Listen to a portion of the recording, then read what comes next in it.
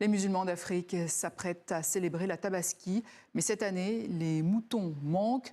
Le prix du bétail a flambé, conséquence de la crise au Mali. Nous avons voulu comprendre comment cette réalité qui entache cette fête si importante pour des millions de fidèles touche acheteurs et commerçants, avec ce reportage au Sénégal et en Côte d'Ivoire de Cléophas Mossala, récit Thibaut Gross, à Ross Gaylord Longo. Et c'est le choix de la rédaction.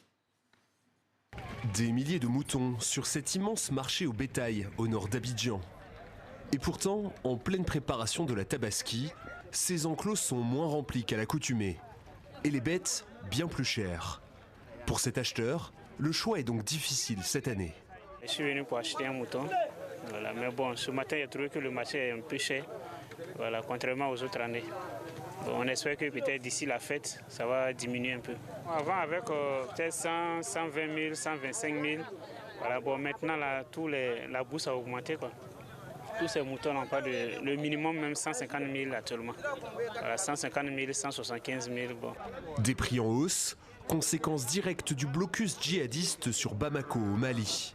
Et alors que le Burkina Faso et le Niger ont suspendu leurs exportations de bétail. La Côte d'Ivoire importe 75% de ses ovins à l'occasion de la fête religieuse.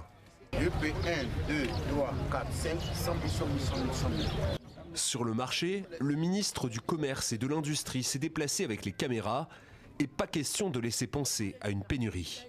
On est alimenté depuis le Ghana, le Nigeria, le Togo, mais vraiment, ce que je peux vous dire, nous n'avons aucun problème d'approvisionnement de nos marchés. Et ça, c'est indéniable. Une situation semblable à d'autres pays de la région, comme au Sénégal. Ici, ce vendeur a dû augmenter ses prix car il ne peut plus emprunter la route qui mène au Mali. Les djihadistes ont bloqué les routes et les voitures ne peuvent ni entrer ni sortir, surtout celles qui sont chargées de bagages. Personnellement, ils m'ont bloqué pendant une semaine. Je ne pouvais pas sortir du Mali, mais avec l'aide de Dieu, j'ai tenté une fois et ils m'ont laissé passer sans problème. Ce n'est que la volonté divine.